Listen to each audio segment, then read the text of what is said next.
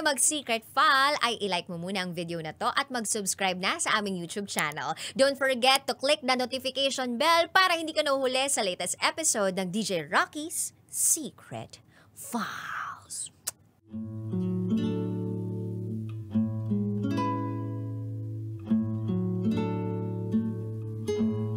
And now, it's time for DJ Rocky's Secret Files with Jello.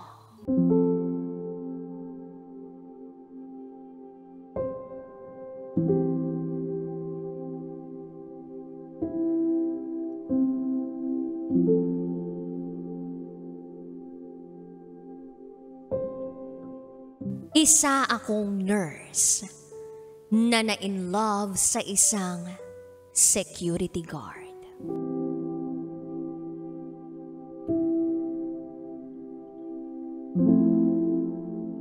Hi DJ Rocky at DJ Jello. Matagal ko nang gustong ibahagi ang kwento ko para sana'y makapagbigay inspirasyon sa iba. Itago niyo ako sa pangalang Rika. At ito, ang aking secret file.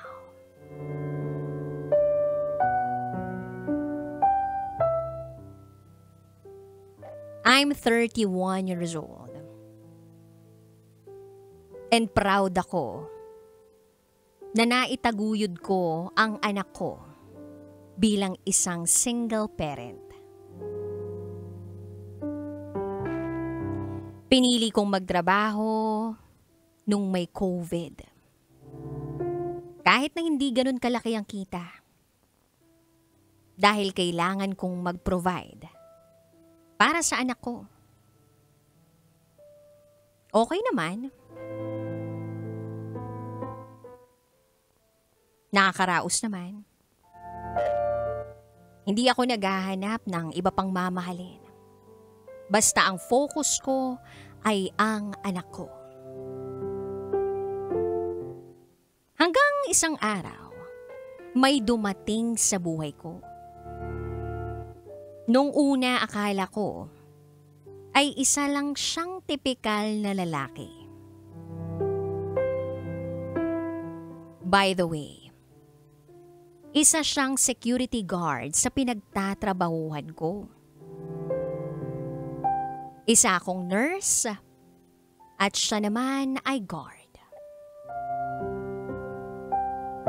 Magkaiba kami ng trabaho. Pero nagkakaintindihan kami sa maraming bagay.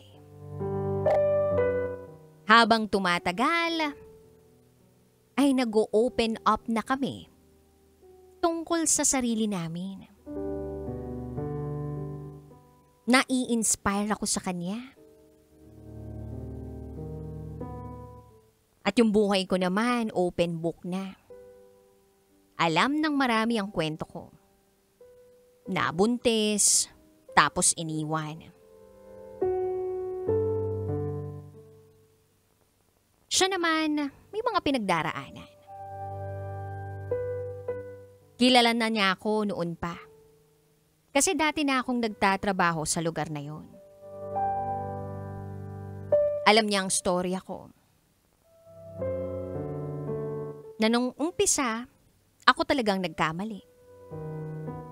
Iniwan ko ang 8-year LDR relationship ko kahit engaged na kami para sa isang lalaking nakabuntis sa akin. Pero iniwan din ako noon at sumama sa katrabaho namin. My story was super complicated. Pero natagpuan ko na lang yung sarili ko na nagiging komportable sa security guard na ito. Hanggang sa nagkamabutihan kami. Napansin ito ng isa kong katrabaho. Sabi pa niya, parang hindi naman kayo match. Ngumiti lang ako sa kanya. Pero deep inside, na-hurt ako. Kasi mabuti siyang tao.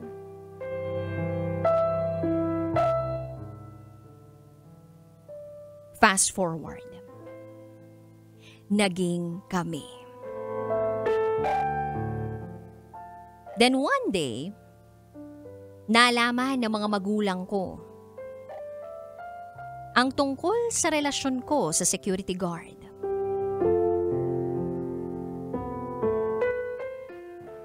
Nabigla na lang ako sa sinabi ng papa ko sa akin. Ang sabi niya ay, "Anak, wag mo na sanang piliing magkamali pa. Baka pwedeng iba na lang."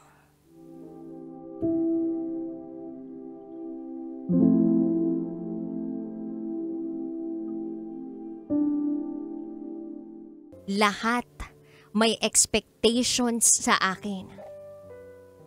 Mga katrabaho ko, mga kaibigan ko, pamilya ko. Pero pinili ko pa rin siya.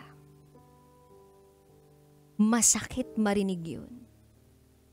Masakit makarinig na wag na lang akong magkamali uli. O iba na lang ang piliin ko. O hindi kami match. Hindi dahil mali sila, kundi dahil hindi nila talaga kilala kung sino itong lalaking pinipili ko. Alam ko namang nag-aalala lang sila para sa akin. Kaya sa halip na ipagpilitan ko sila sa kanila na magustuhan nila ang taong pinili ko, mas pinili namin gawing private ang relasyon namin. Hindi dahil nahihiya kami, but because we want to protect what we have. Ayaw namin na madungisan ng panghuhusga ang isang bagay na wakas. Sa wakas ay totoo, payapa at buo. Itong lalaking to, sobrang husay, sobrang bait, sobrang buti. Nire-respeto niya ako sa lahat ng bagay. Sa taas nga ng respeto niya sa akin, hindi ko maiwasang mahulog ng tuluyan. Mas matured siya, mas grounded, at ang dami niyang naituturo sa akin. Mga bagay na buong buhay ko wala namang nagturo sa akin. Pinaramdam niya sa akin na I am worthy of love. Na I deserve so much more in this world. Kami ng anak ko. Muling nabuhay ang puso ko. Muli akong umibig. At ngayon ko lang na-realize na kaya pala ang lalim ng pinagdaanan ko noon. Kaya pala sobrang dilim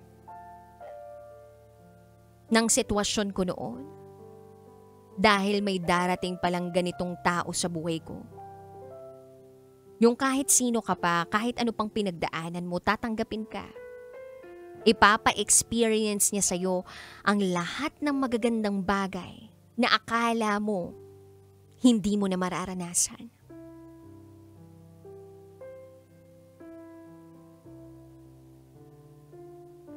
Sabi nga niya sa akin, I'm just a reward from all the heartaches you've been through. Nandito ako para sa'yo.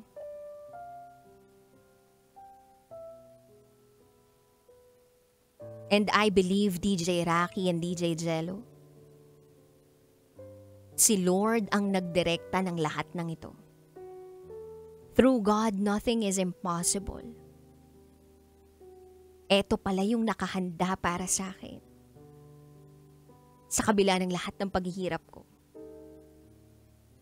Kaya gusto ko lang gamitin ang pagkakataong ito para sabihin sa taong mahal ko na I want to be with you forever. Daddy, ikaw ang lifetime kong mamahalin at aalagaan. Mahal na mahal kita. And yes, I want to marry you. Muli, ako si Rika. At ito ang aking secret find.